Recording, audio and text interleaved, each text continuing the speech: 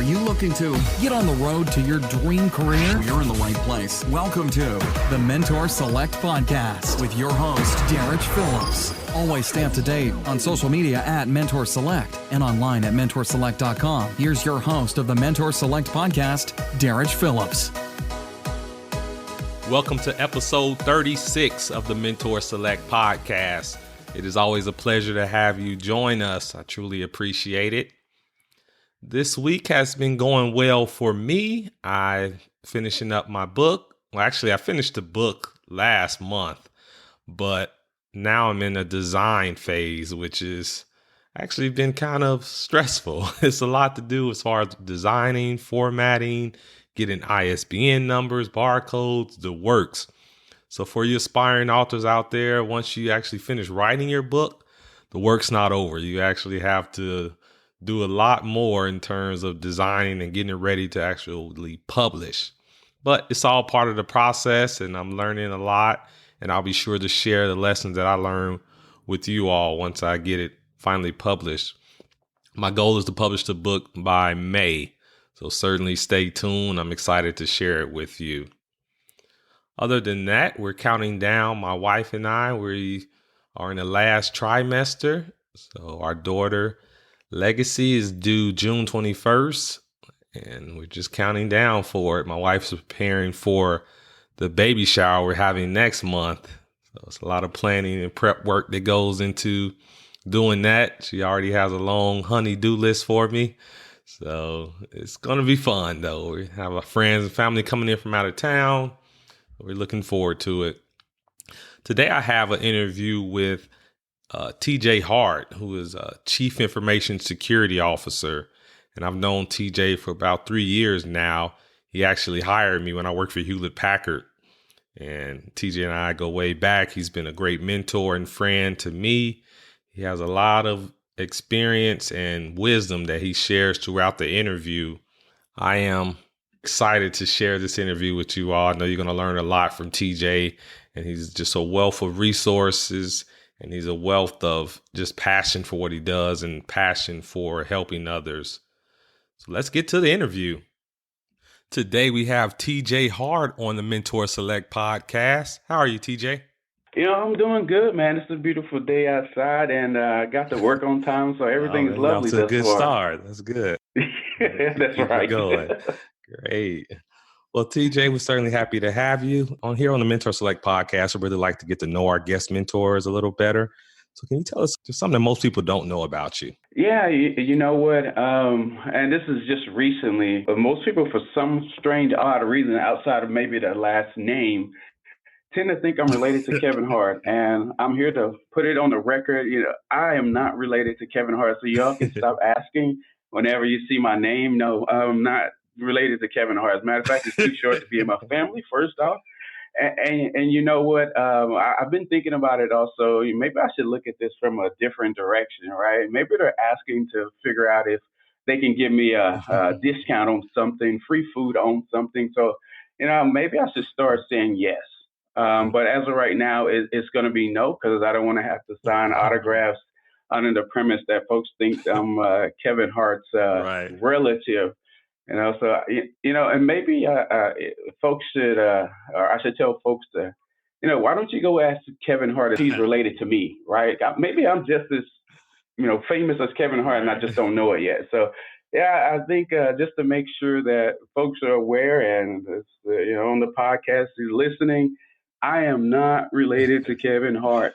Okay, so stop asking. But no, that's something I've started to, hear a lot of questions for no matter where I go, whether I'm at the hotel or I'm at McDonald's or somewhere just as general.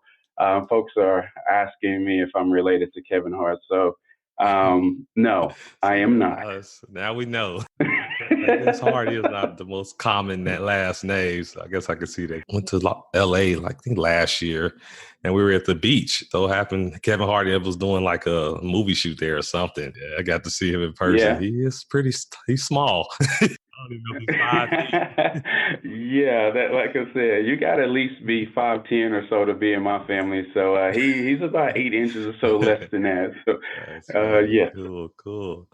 So, TJ, here on the Mentor Select podcast, we encourage our listeners to follow their passion because we feel that it'll lead them to their dream career and really help them fulfill their purpose in life.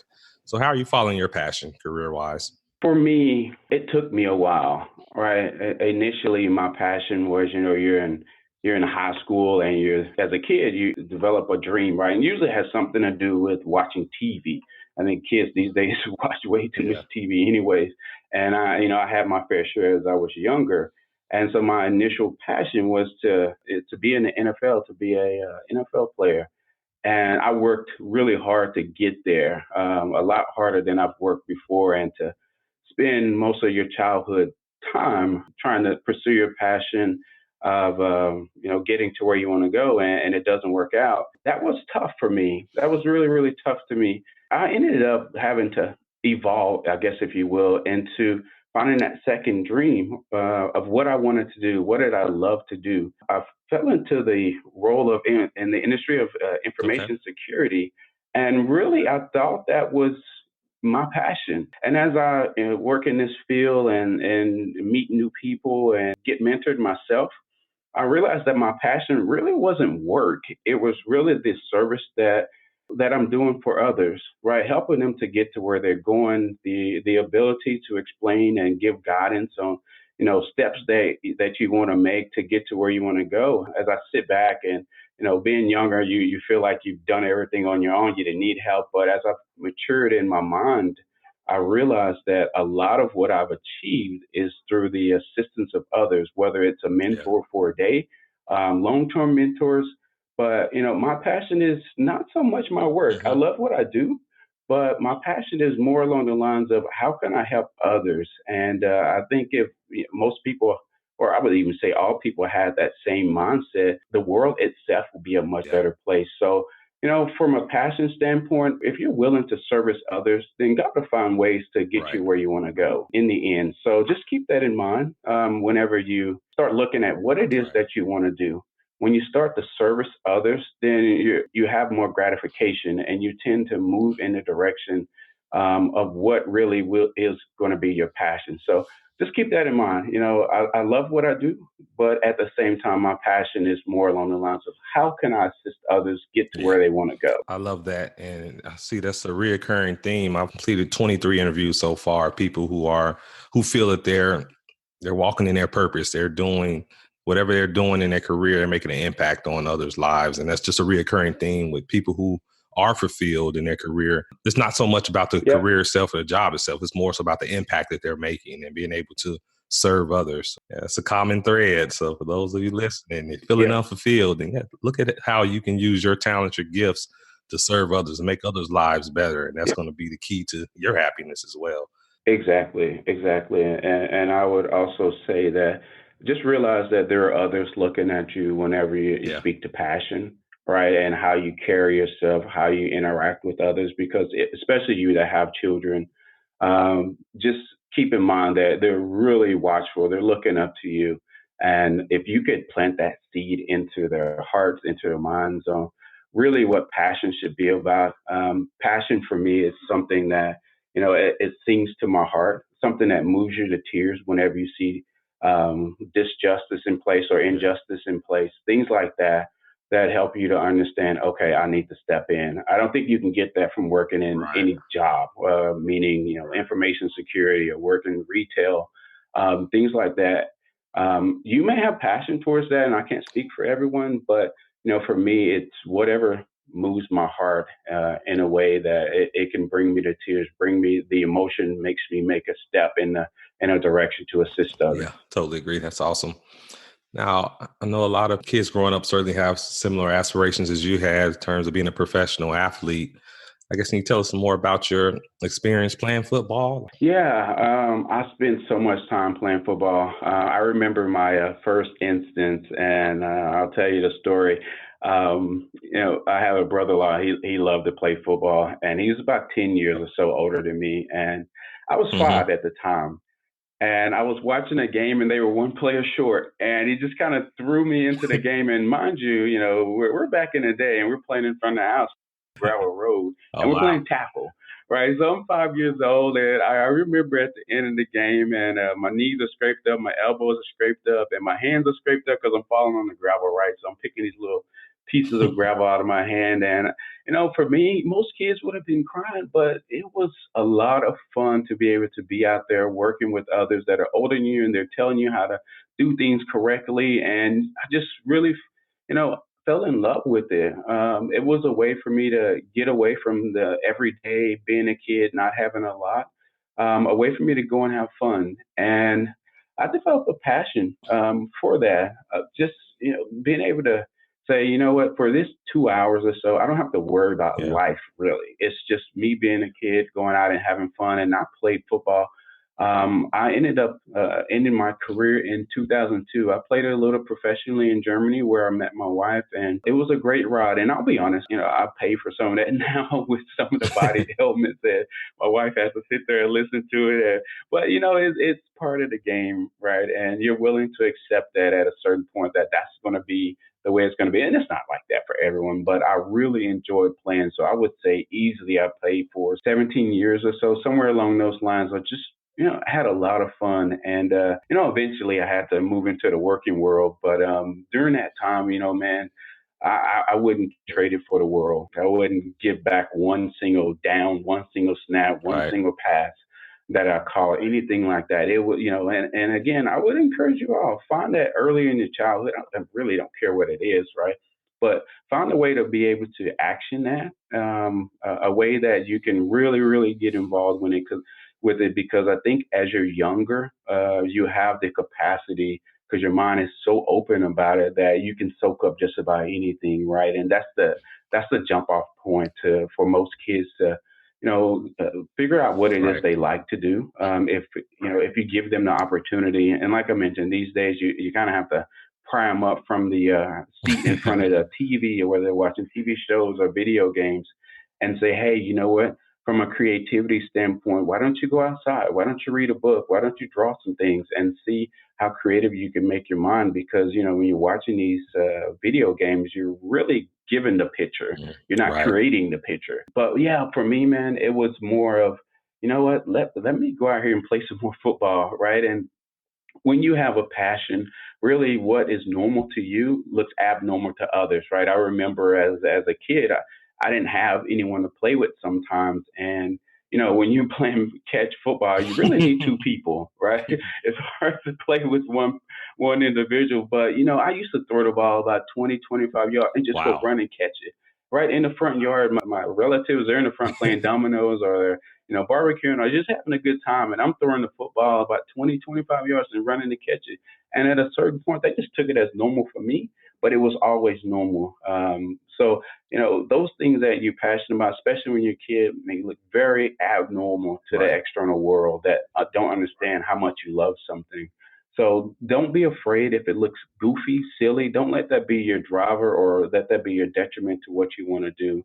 Continue to do what you love to do, and enjoy your time doing it, because you never know when it's going to That's end. so true. What's ironic about that is you Yeah. didn't have anyone to play with, but you still were following your passion. You still were doing what you love doing, and actually, I'm sure that made you a better Yeah, football player. yeah, it did, right? It committed me. It showed my commitment, and every day it reinforced my love for the game, my passion to go out there and play. To where at nighttime I would sit there and play in my room, right, working on elements of football that I knew I would never play, like long snapping, right? I knew I would never long snap a football, but I Wow. would just do it because it had to do with football, right? And when I played in Germany, I played 2 seasons. And even to this day, I've heard remarks about my time there that the folks that I played with, that they regard me as one of the best all around football players Wow. they've ever played with. It speaks more towards my earlier years and gaining that passion and really open minded to soaking up just about everything in football. And I just carry that through year to year, right? Until the culmination of my career ending in 2002, and having that sense of satisfaction. So in this role as Chief Information Security Officer, I don't expect that to end. I've learned how to study, I've learned how to assist others and to becoming who they want to become, as well as me becoming the position that I want to Yeah, be in. that's fantastic. That's something I wanted to get to in terms of playing sports. That's something I think, especially start as a child, just it instills so many valuable lessons that you're going to carry throughout your life. For me, I ran track in high school, well, all through middle school and high school. And it's just so many lessons that I learned then, teamwork and discipline Yeah. and all of those different things. And this has been beneficial to me as an adult. So now for you, as in your role as Chief Information Security Officer, what lessons did you learn like playing football that you actually apply now in your role? You know, I think everything that I learned in football applies to what I do. In a chief, an executive role, there's going to be many highs and lows there. Football, maybe even sports in general, is the best life lesson you can learn because if you think about it, you're faced with the highs and lows, whether it's you're up by 20 and the other team comes back and it's tied up, or maybe even losing, right? So now you're at the lows and you got to find a way to fight and claw to get back in the game and eventually win it or maybe lose it. But it teaches you those highs and lows, those perseverance elements that you can take on further with you. My coach, when I was in college, he said something that still resonates with me. He said Hart. I don't know why he calls me Hart. He knew me like a son, but he always says Hart. Each day you get better, you get worse. You never stay the same, and that still stayed with me. Even on the days where you feel like you don't have to go to work or something like that, you can always better yourself. And I just took that to heart that you know each day let's try and get better, right? I think for the individuals out there that want to move into these type of roles, they want to continue to move up the ladder. Think about evolving yourself. I think each year you should be able to look back on when you started and not recognize that person, right? Because you've evolved yourself for the better. I always, as I mentioned, I'm always studying, right? I'm always getting a new book regarding security. And just recently, I've really started getting into personal growth books because I realize in today's world, in this business of security, you have to have the mental fortitude to be able to withstand a lot of onslaughts of threat Yeah. landscape changes, of employees that want to go on to better things and have the ability from time to time, because security is a lot of times is understaffed, to be able to understand where you need to fit in at and how much drain that's going to add to your role, because you still have the strategic piece and there's time where you have to get in there and be very tactical. So evolve yourself when it all comes down to it. And each year, in 5 years, totally not recognize who you were, right? Because you probably moved up the ladder if that's your path or whatever it is that you want to do. Figure out, the ways of continuing to better yourself, and then don't forget to reach back. I think a lot of folks are always reaching up to find a mentor, always looking for the next mentor to help them Right. get to the next step. But I think just as important is learning how to reach back and understanding that you didn't get there by yourself, right? And then there's going to be others that come along that they can't get there by themselves. For me, I played baseball when I was younger. Most people don't know that, but I played baseball when I was in first grade. And I didn't have the money to even play. And one of my friends' dad, he gave me the $20 so I could sign up. And I became an all-star in baseball. I really didn't love it. I just wanted something to do. That's someone reaching back to understanding that some folks have less, right? So what are you going to do about it to help them to get to where they want to go? It's not like they have less because their mom or dad is not trying. It may just be circumstantial. But you have these individuals, especially kids, that have this drive, this unquenchable drive to be something, and they just need a little help. It may not be monetary funds or anything like that. It may just be encouragement, but you have folks that really need you to reach back as an individual that has made it through the trials and tribulations of life to get to where you are. So don't forget to reach back. Check on individuals that have a passion, or individuals that just don't know what they want to do, and plant seeds in their minds of, hey, what about this? What about that? And don't be selfish to the point to think that you're too good to help bring someone up, because as they always say, you never know who you're going to pass on your way back down, right? So always reap. You're gonna reap what you Yep. sow, and sometimes that's daily, and sometimes you just never know when that's going to happen. So be very mindful that there are others that need your help, and you're going to need someone else's help. No matter if you're at the top of the field and you're just excelling at a Fortune 50 company as a CISO, you're going to need someone else's help Yeah, eventually. that's fantastic advice. I totally agree. And that's one of my mantras as far as always paying it forward. Because like you said, no one succeeds Yeah, alone. We all had someone helping us along the yeah, way. it just really Yeah. goes to show like how you can remember all the way back to first grade, your friend's father paying the money, the $20 for you to play baseball.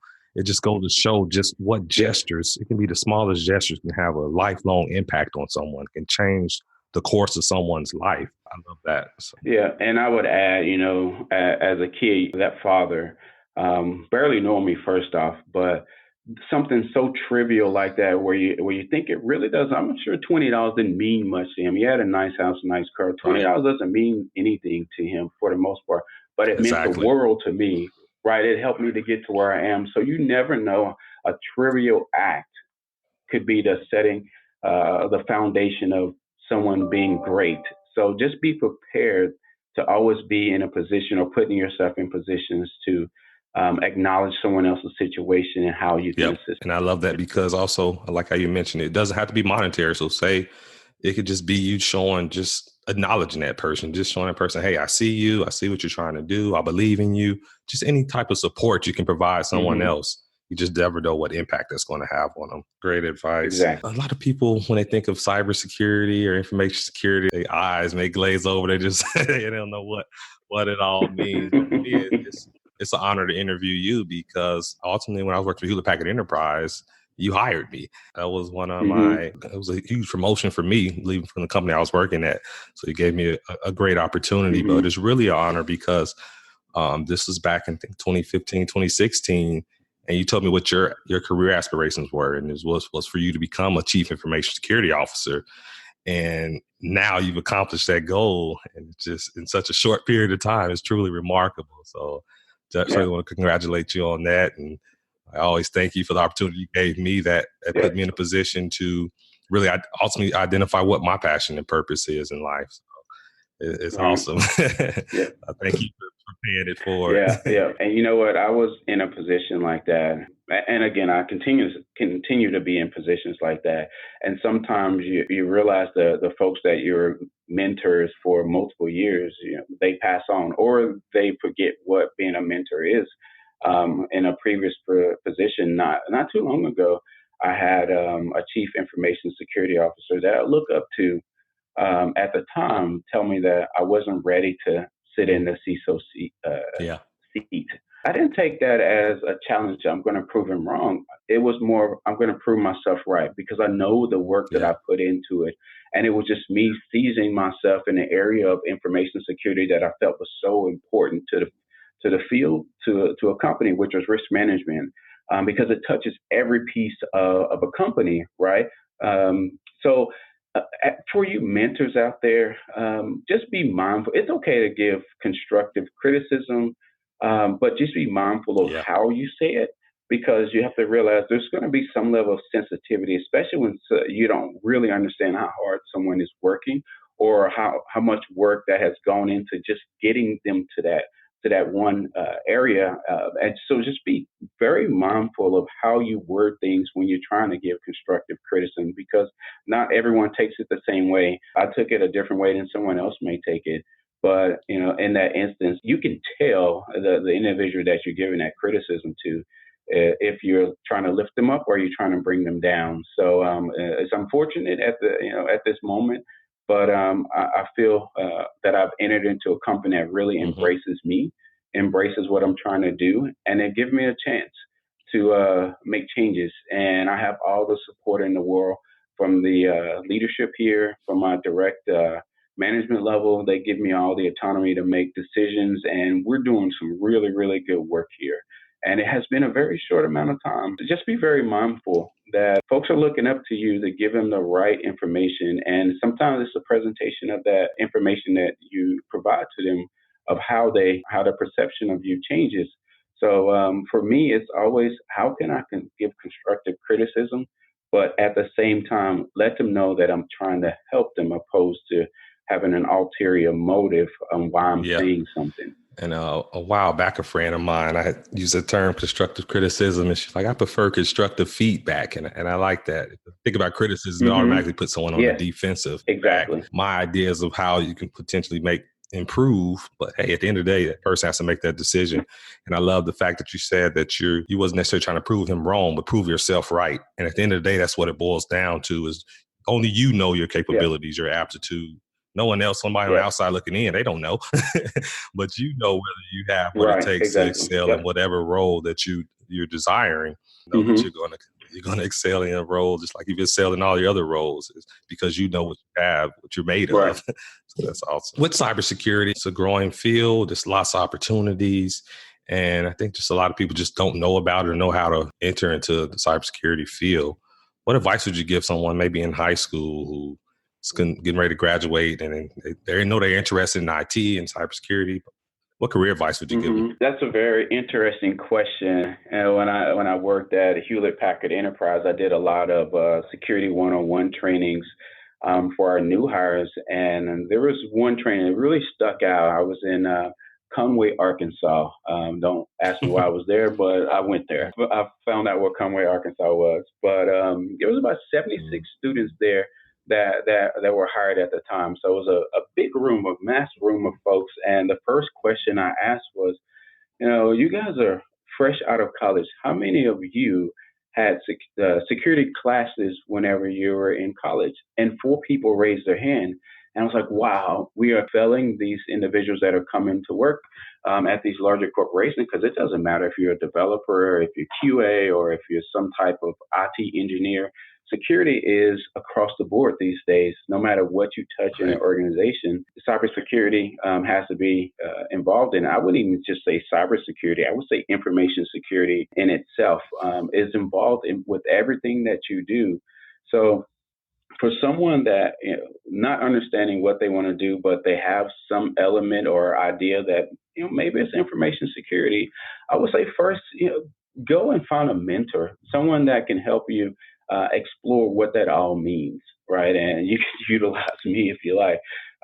Someone that understands what that means, someone who has a passion about it, and not just picking up paychecks, right? Because you're not going to get genuine advice from someone like that, because it's a field that if you can find a passion within it, you really make a dent into how we respond to cyber threats, how we respond to how folks feel about cybersecurity. Because right now we still have the stigmatism, and we still have a very small budget as part of the overall IT budget, if that's the way the alignment is within a company. But really reach back to individuals that have done it, right, and they enjoy it. Look at books, right, and see there's many differing areas of cybersecurity or information security that you can be a subject matter into, and just really just take the time to understand if it is what you want to do. And a lot of that is a lot of self-education. All right. As I mentioned, reading the book is a lot of what I do on a regular basis, because things change. And I want to recommit myself at all times. So really take it upon yourself to get into the field yourself before you reach out to mentors or whatnot. Because first and foremost, you have to understand that there's work that goes into it, and the mentors are there just to pull you along in the areas that you feel that you really want to focus on. Yeah, the mentors can't do the work for you. They just point you in the right direction. It leads you to the water. Yeah, exactly. And that's the old analogy, right? I can lead you to water, but I can't make you drink it, right? And that's the work. That's the work you have to put into it. And also, you brought up a good point about someone that's just collecting a paycheck versus someone who's actually passionate about what they're doing and truly care about what they're producing. And that's part of the inspiration behind this podcast, is I wanted to provide people with just that quality virtual mentorship, but they didn't have access to it, because it's a totally different experience getting mentored by someone who's just collecting a paycheck versus someone who, hey, they're passionate about what they're doing and they really take pride in it. So that's two different quality of mentors that you're going to experience. On this podcast, I only interview people who I know are passionate about what they're doing, that they're not just in it for the money, because you can be successful at something monetary wise and not be passionate about it, but it's going to be a totally different perspective. Yeah, and I was listening to a TED Talk not too long ago, and I also read it in a TED Talk book, and it was a very true statement that I hadn't really thought about it, maybe because I hadn't been in this position. But the speaker, he said, you can't fake passion, right? People can uncover that, right? They can see it in the way that you speak, or they can hear it in the way that you speak, the way that you carry yourself.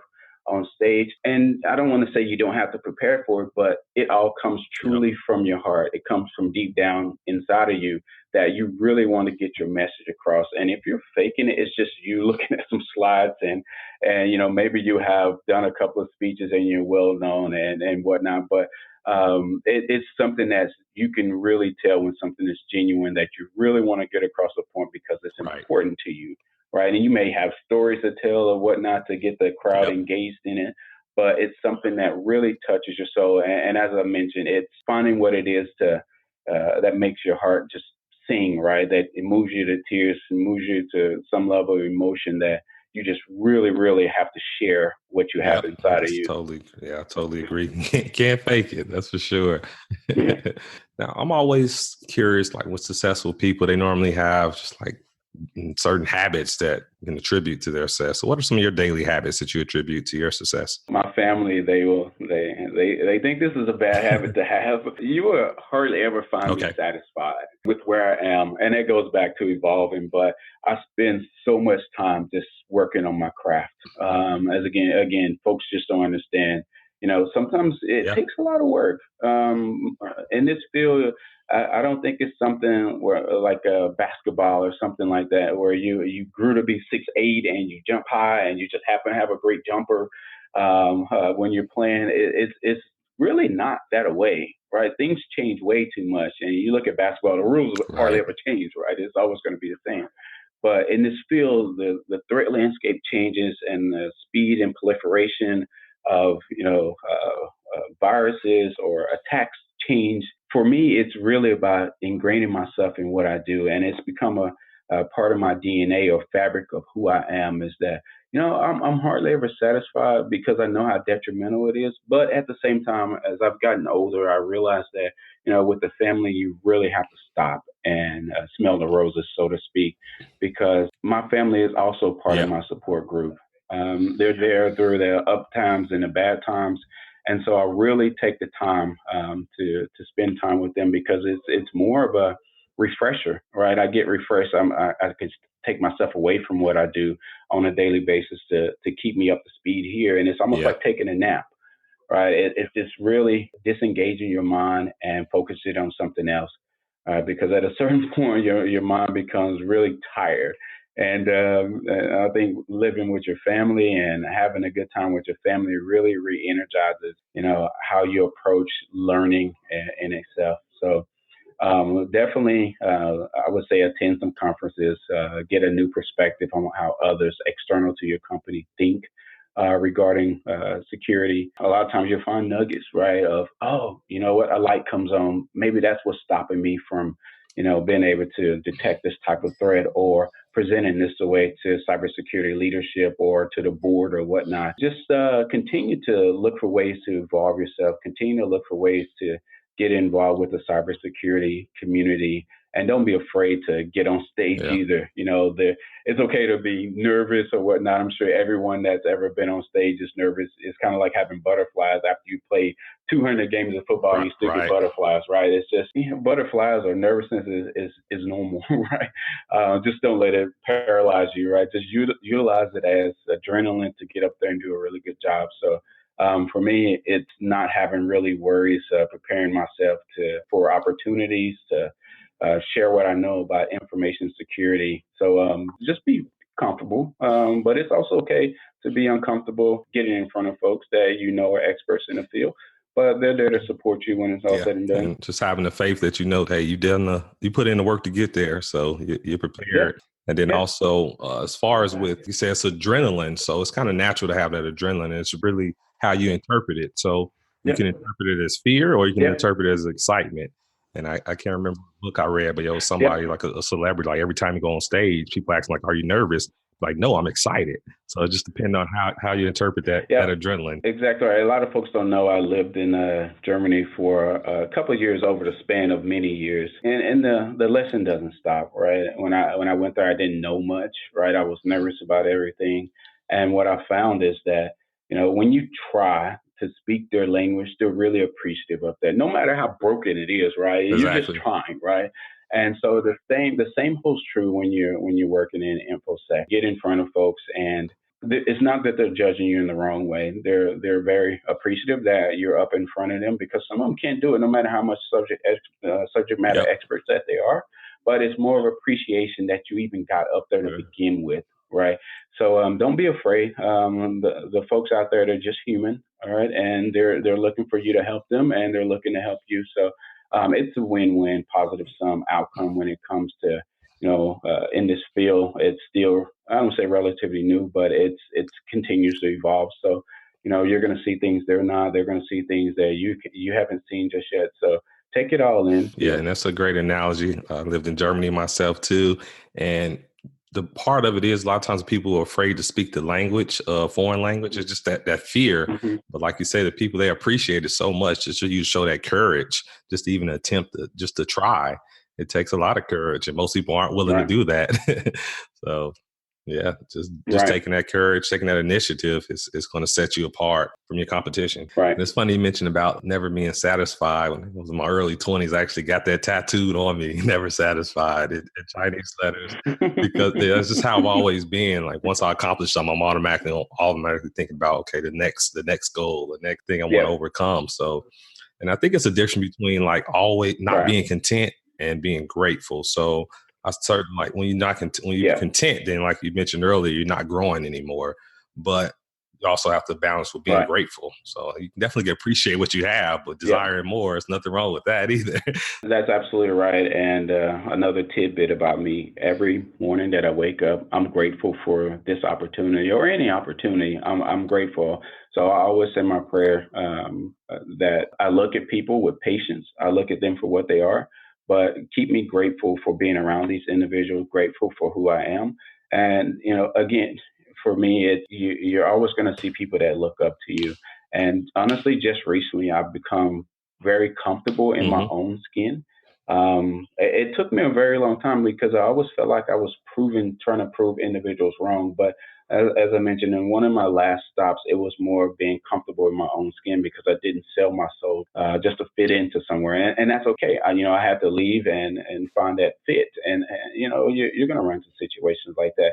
But at that moment, I knew I was comfortable in my own skin, the way that I believed into things. So you grow in those manners. It was a very truthful moment that I had with myself. And, each day, again, like I mentioned, I'm very grateful to know Yeah. myself. Yeah, that's a great point that we all strive to get towards, because once you realize that it's not about trying to Hmm. impress others anymore. It's really about, as long as you're living up to the person that you want to be, that you envision, that's all that really matters. And I think it comes down to having those core values and knowing that, okay, on that road to climbing that ladder to success, you're going to be faced with maybe some things that don't align with your core values. But if you stick with your core values, you know that, hey, that's going to be your guiding light. That's going to be your compass to make the Right. right decisions.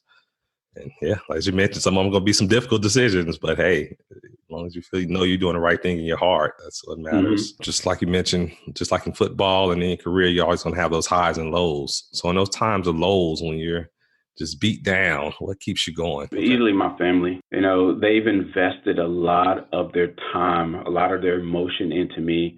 And to be honest, I would say this to anyone: if you decide to quit, you've done a large or gross misunderstanding of what love is about or what time is about. Just keep in mind that folks that invested in you, whether it's family, mentors, folks that have left this earth, they Yeah. invested their time. Right. And it's one thing in life you cannot get back. So just keep that in mind whenever you're faced with difficult times and you think Yeah. about stopping.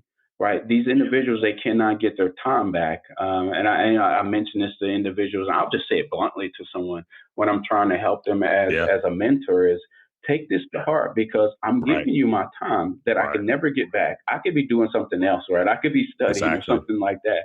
But I chose to give you a piece of my life to help you get to where you want to go. So really, when those times get difficult, just start to think about Yeah. who's helped you, right? What, grandfather, mother, or wife, kids that had stood by you in times where they understood that you were struggling, right? And they gave you words of encouragement. So when those difficult times, don't even think about Yeah. quitting. I would say that just plants the wrong seed in your mind to begin with. But just focus on the good more than the bad. Obviously, the good times a lot of times are more painful than the Yeah. good times, right? Because they just don't seem to subside as fast as you would Right. like them to go away. But those are times where, again, I just kind of stop what I'm doing and go and spend time with family and just, take my mind totally off of it because my son and my daughters are as goofy as can be. My wife laughs about everything and she has a beautiful smile. So I spend a lot of time just saying, let me just step away and see how goofy my family can be. And, I join in from time to time and just being as goofy as we want to be. And, we try and play volleyball in the backyard and, the ball hits the ground and we're like, just play it. We don't care. Just keep playing if it bounces high, just keep playing the game. So, but it's just a lot of fun and difficult times, man. They're Yeah. going to come. They're going to come Yeah. rapidly sometimes. And sometimes it's going to be few and far between, but they may be a little more painful because you're Yeah. used to the good times. So, in times where you just don't know how to react to, extreme difficult times, go and find somebody or find something else to do for a day or so and get Yeah. re-energized. But definitely take your mind off the difficult times, and the good times will come back Definitely. around. Just like the weather. There's going to be storms and there's going to be sunny days.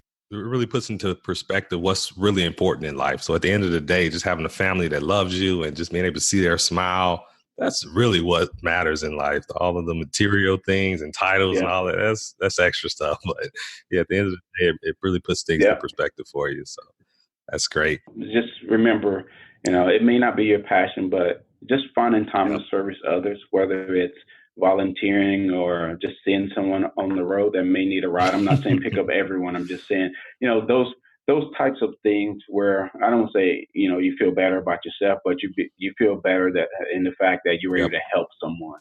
Right. And usually when you're in a position, you're given aid that comes back Oh, yeah. around to you. All right. And, it's not seen. God sees that kind Right. of behavior. Right. And, there's a scripture in the Bible that says, you helped me. Right. I knew you. And, it was the response was, when did I help you? And he mentioned, well, I was the homeless Yeah. person on the street, or I was a kid that didn't have a father and needed a father figure. And those moments you just don't know Right. what's happening, right? You don't know why you gave $10. You don't know why you played hoops with a kid that was out there Yep. playing by themselves, right? You don't know what that really means to them. Maybe they were thinking, you know what, there's no one to play with. I'm just going to stop. And you decide to take a moment. You'll see cops sometimes; they get a bad rep these days. But you'll see them outside playing Exactly. basketball with kids. You don't see that as much on TV. I'm sure it happens a lot, but you see more of them Yeah. The committing negative. acts that folks Yeah. can exactly where they can ride or they can sue or whatnot. And they make mistakes. Unfortunately, when they make mistakes, it's a Exactly. grave mistake. But they also have their sides to let's go and have fun. Let's show the community that we are Hmm. regular human beings that make mistakes just Exactly. like they Yep. are. Totally agree. Awesome. Well, TJ, I know you got to get to the airport soon, heading to Dallas. Well, we certainly appreciate you taking time to share your wisdom with us. Do you have any parting words of Absolutely. advice for the listeners? This is just me, right? And hopefully it'll help some other folks out there that are just looking for ways to, get better at their craft or get better at life. Is just look for opportunities to help others, right? Don't be shy about lending a hand to others, whether it's an older person that needs help lifting something to the top row or whatever it may be, but feel good that you can service others. Don't be afraid. I tell my son a lot, if it was easy, Right. anyone would do it, right? There's going to be times where you make decisions that you're the only Yep. one making that action, and it may feel uncomfortable. And unfortunately, a lot of the good things feel uncomfortable when it comes to servicing others because you don't see a lot of folks doing that. As much as you may have seen it in older days, because we're so geared to getting from point A to point B that anything in between is considered Yeah. an obstacle, right? When it should be considered, opportunities to do the right thing. And again, if we're all willing to lift someone up across, and this is across the globe, right? How wonderful Yep. would the world be? Would the news have as many negative things to Yep. report on? No, that they may even go out of business, or they may start doing the right thing and Exactly. report on the good things much more than the negative things. Because if you look at the news all your life, you'll just think the world is just a Right. bad place, right? You can't even go Yeah. outside and cut your grass anymore, right? Because you never Yeah. know It'll what's have you going to happen. paranoid. But just look for all the good things in life and enjoy your time here and live life. Don't let life live you because you've been so focused on the wrong things. Enjoy your family, enjoy yourself, and just find a way to make a difference in the world, even if it's one person, especially the younger generation. They need our assistance more so than the older generation. They need to be guided on the right path, help them to find a focus, a positive focus in life, and just be that person that made a difference. That's great advice. And I always tell people, even if you find yourself in need, like you're rock bottom, you don't see no hope, look for somebody to help in some type of way. It seems counterintuitive, but that's going to be your solution. That's going to be the answer to all your prayers, is helping other people, and it's just going to be returned to you. Absolutely. For so many people, it's counterintuitive to them, where they think, hey, I need help. Why would I be helping someone else? But that's how it works. Exactly. That's exactly right. Positive breeds positive. So if you're in that position, do something positive, and you'll feel positive. I mean, honestly, being able to do this podcast with you, we've known each other for a few years now, and it's been a great friendship that we built. But just the ability to share my thoughts on how to be a mentor, how to become a mentor, if you will, as well. And being part of this Mentor Select podcast is just a tremendous opportunity for me to share what I know. Hopefully folks feel comfortable contacting me. You can reach me via email, LinkedIn. I'm not afraid to give you my phone number. Just call me. I want to make sure that everyone that needs help gets help, no matter how small it is or how large it is. I'm willing to share my time with you and get you to where you want to go. I love that, and certainly an honor having you on. And that's what it's all about, because we know that there's a lot of kids who don't have access to quality mentors. And my vision, as long as they have access to the internet, hey, you can at least this podcast, and maybe you're considering a career in cybersecurity or never even thought about it, but listening to your interview could possibly plant that seed for them. So certainly appreciate you. How can people get in contact with you? Yeah, as I mentioned, I'm available. I don't duck phone calls. I'll definitely return voicemails, but you can call me. I'm not afraid to give my number. It's my number is 512-944-4869, or you can reach me via email, tjhart826@gmail.com, or feel free to get to me via LinkedIn. As I mentioned, I'm available. I know some of our CISOs, I've sent messages to CISO and they didn't respond. It's not like I got upset. I just assumed they were really, really busy. But, I'll find time. I know there's a lot of folks that found time for me to help me continue to grow as a man, as in my professional life as well. So I'm not above that. Don't feel afraid to reach out to me if you're a specialist, security specialist, right? Those are the folks that I also want to help the most, right? Because I know they're aspiring. If you're a CISO and you just need some level of engagement around what am I seeing in my field, in my industry, feel free to contact me. Right, I'll give you my knowledge of what I'm seeing, and I'll probably bounce some ideas off of you because I'm not the end-all, be-all word when it comes to cybersecurity. And but no, feel free to contact me. As a man putting his time where his mouth is, giving number and everything. That's awesome. Absolutely. And so listeners, you don't have any excuse to say, I didn't have anybody to mentor me at that time. They say, hey, he will respond. So certainly take advantage of that. Love it. That's right. I'm taking all calls, all emails. All right, TJ, we certainly appreciate it. Forward to having you back later. I'm sure you're going to accomplish a lot more. Absolutely. Feel free, man. I'm here for you. If you have anything else to run by me, or if you need me to do anything else for you, just you know how to get in touch with me. So feel free to reach out to me. Appreciate it. You take care and have safe travels. That was an incredible interview with Chief Information Security Officer TJ Hart.